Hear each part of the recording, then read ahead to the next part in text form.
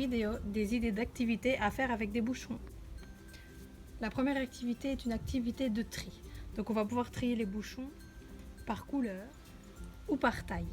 Pour la deuxième activité, vous allez prendre un certain nombre de bouchons qui doivent tous être différents des uns des autres, soit par la couleur, soit par la taille, soit par la hauteur, etc.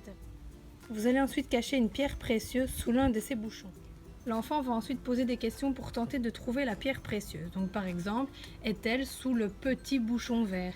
Est-elle sur le grand bouchon bleu? Est-elle sous le bouchon bleu foncé? On va donc jouer par élimination jusqu'à ce que le joueur trouve la pierre précieuse. On pourrait également le faire dans l'autre sens où on va donner des consignes à l'enfant et il va devoir déterminer où se trouve la pierre. Donc par exemple, elle ne se trouve pas en dessous d'un grand bouchon bleu.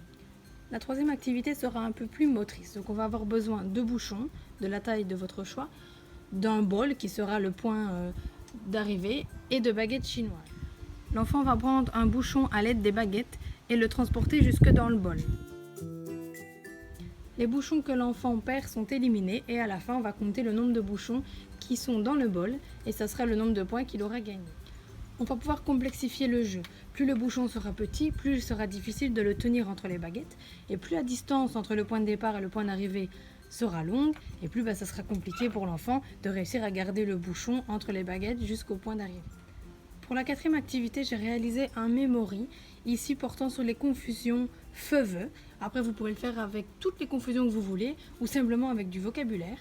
Et donc là, l'enfant va devoir demander, par exemple, est-ce que le dauphin se trouve sous le feu? Donc on va soulever le feu. Si le dauphin est bien là, alors il remporte la paire, et ainsi de suite. La prochaine activité est également une activité plutôt motrice. Donc là, l'enfant a autant de bouchons qu'il souhaite sur la table, de tailles différentes, et il va devoir faire la pile la plus haute possible. Voilà un exemple, et croyez-moi, c'est pas facile. Pour la sixième activité, j'ai créé un jeu de mathématiques, ici comprenant donc les tables de multiplication. Donc vous pouvez choisir la table de multiplication que vous souhaitez ou mélanger toutes les tables, ainsi que choisir l'opération en fonction de ce que vous travaillez avec votre patient.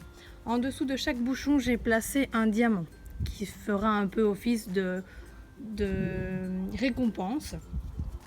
Et alors avec un système de cache, je vais cacher tous les calculs pour que l'enfant ne choisisse pas le calcul qu'il va devoir réaliser. L'enfant soulève le cache du bouchon choisi. Il répond ensuite à la multiplication. Il peut vérifier au dos que la réponse est correcte. Si c'est juste, il remporte le diamant et sinon, il le place dans la poubelle. Le but du jeu étant d'avoir le moins possible de pierres dans la poubelle et d'en avoir gagné un maximum. Cette vidéo est maintenant terminée, donc voilà comment faire plusieurs activités avec presque rien. Finalement, des bouchons, ça ne coûte rien, il suffit juste de boire beaucoup et d'en récolter. Et on peut finalement travailler pas mal de choses rien qu'avec des bouchons. Donc si vous avez d'autres idées, n'hésitez pas à les mettre en commentaire et je vous dis à lundi pour une prochaine vidéo.